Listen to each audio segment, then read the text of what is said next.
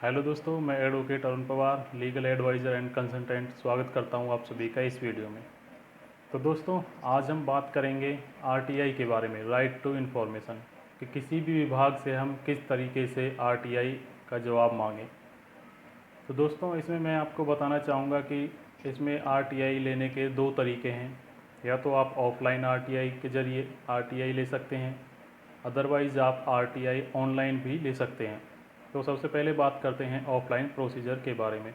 तो दोस्तों, यदि किसी भी डिपार्टमेंट से आप किसी भी विभाग से कोई सूचना मांगना चाहते हैं तो उसके लिए आपको एक एप्लीकेशन लिखनी होगी, जिसमें कि सेवा में जन सूचना अधिकारी करके वो जो विभाग जिसमें आप आरटीआई लगाना चाहते हैं उस विभाग का नाम आएगा। उसके बाद एप्लीकेशन में जो भी कंटेंट आप डालेंगे, जो भी आप मांगना चाहते हैं वो आप इसमें लिखेंगे। उसके बाद उसमें प्रार्थी करके अपना नाम और मोबाइल नंबर लिख देंगे। तो दोस्तों, ये तो आपकी एप्लीकेशन तैयार हो जाएगी। इसके बाद बात आती है फ़ीस की। इसमें आपको, यदि आप ऑफलाइन आरटीआई लगाते हैं तो आपको डाक विभाग में जा कर के वहाँ से आपको पोस्टल ऑर्डर लेना होगा और अपनी एप्लीकेशन के साथ एक पोस्टल ऑर्डर लगाना होगा। पोस्टल ऑर्डर लगा कर के आप उसमें डिटेल फिलअप करेंगे। आफ्टर दैट आप उसे सबमिट कर देंगे। तो दोस्तों, इसे आप सबमिट कहाँ करेंगे? तो आरटीआई जो आपने एप्लीकेशन बनाई है और जो पोस्टल ऑर्डर आपका है उसे आप एक लिफाफे में डालकर आप डाक विभाग में जाएंगे और पोस्ट ऑफिस में जाकर के आप उसे स्पीड पोस्ट और रजिस्टर्ड कर सकते हैं। जब आप अपनी आरटीआई एप्लीकेशन को स्पीड पोस्ट या रजिस्टर्ड करते हैं तो डाक ऑफिस से आपको एक रिसिप्ट मिलती है। उस रिसिप्ट में आपकी ट्रैकिंग आईडी होती है, जिससे आप उसे ट्रैक कर सकते हैं। तो ये तो प्रोसीजर आपका हो गया ऑफलाइन आरटीआई लगाने का। तो दोस्तों, अब जानते हैं ऑनलाइन आरटीआई किस तरीके से लगाई जाती है। दोस्तों, ऑनलाइन आरटीआई सबमिट करने के लिए आपको सबसे पहले अपने गूगल सर्च इंजन पर जाकर लिखना होगा rti online.gov.in। उसके बाद कुछ इस तरह का पेज आपका ओपन हो जाएगा। इसमें आप देखेंगे कि होम के बाद सबमिट रिक्वेस्ट का ऑप्शन है। आप उस पर क्लिक करेंगे तो आपका ये पेज ओपन हो जाएगा, जिसमें आपको आरटीआई ऑनलाइन पोर्टल यूज़ करने के लिए गाइडलाइन दे रखी हैं। इसमें आप नीचे जाकर इस पर क्लिक करेंगे तो इस पर क्लिक करने के बाद जो इंस्ट्रक्शन है उस पर क्लिक करने के बाद आपको सबमिट करना होगा। जब आप सबमिट करेंगे तो आपका ये एक पेज ओपन हो जाएगा। इसमें आप देखेंगे कि सर्च पब्लिक अथॉरिटी लिखा हुआ है। इस पर आप क्लिक करेंगे। जिस भी अथॉरिटी में आपको अपनी आरटीआई लगानी है उस पर आप उस ऑफिस पर क्लिक कर देंगे। उसमें उसके बाद आपको ये ऑप्शन दे रखे हैं जिनमें आप अपनी सारी डिटेल सबमिट करेंगे। Email ID, mobile number, name, mobile address, ये सारी चीज़ें आपको इसमें डालनी होंगी।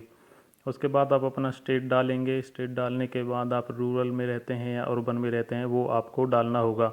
उसके बाद आप अपनी आरटीआई इसमें लिख देंगे। इसमें आपको एक ऑप्शन दिखेगा जिसमें कि आपको दे रखा है बिलो पॉवर्टी लाइन। अगर आप इस पर क्लिक करेंगे, यदि आप जनरल कैटेगरी में आते हैं तो आपको फ़ीस सबमिट करनी पड़ेगी।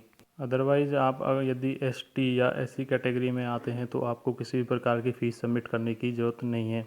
उसमें आप देखेंगे। इसके बाद आप अपने आरटीआई रिपोर्ट एप्लीकेशन जो यहाँ पर आप लिखेंगे अपनी, उसमें आपको ये कैप्चा दिया हुआ। यदि आप इसमें कोई भी फाइल सबमिट करना चाहते हैं, कोई डॉक्यूमेंट सबमिट करना चाहते हैं तो उसका भी ऑप्शन आपके पास है। चूज़ फाइल में जाकर आप उसे चूज़ कर सकते हैं। ये सब कुछ सबमिट करने के बाद आपके पास पेमेंट का ऑप्शन आएगा। पेमेंट करने के बाद फाइनली जब आप अपनी सक्सेसफुल कर देंगे तो ये आपका एक पेज खुलेगा, योर आरटीआई रजिस्टर्ड सक्सेसफुली। ये मैंने एक आरटीआई रजिस्टर्ड की थी, उसका एक पेज है। इसमें आप देख सकते हैं पेमेंट भी है, सारी चीज़ें इसमें आपकी लिखी हुई हैं। आप इस पेज का प्रिंट ले सकते हैं। ये देखिए, ये इसका प्रिंट है।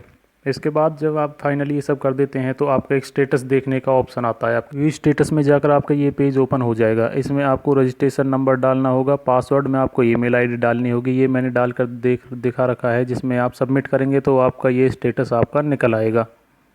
तो दोस्तों, ये था ऑनलाइन प्रोसीजर कि आप ऑनलाइन आरटीआई या अपनी सूचना किस तरीके से मांग सकते हैं।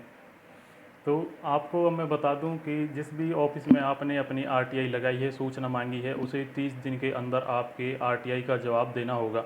यदि वह 30 दिन के अंदर आपकी आरटीआई का वह विभाग जवाब नहीं दे पाता है तो आप उसके बाद फर्स्ट अपील में जाएंगे। तो फर्स्ट अपील आपकी कहाँ लगेगी? उसी ऑफिस के हायर ऑफिसर में आपकी फ़र्स्ट अपील दायर होगी। तो दोस्तों, आई होप कि आपको बहुत अच्छे से समझ में आ गया होगा कि आरटीआई का क्या प्रोसीजर है। यदि आपकी कुछ भी बात समझ में नहीं आई है या आपके मन में कोई भी क्वेरी है तो आप मुझे कमेंट बॉक्स में कमेंट करके ज़रूर बताएं।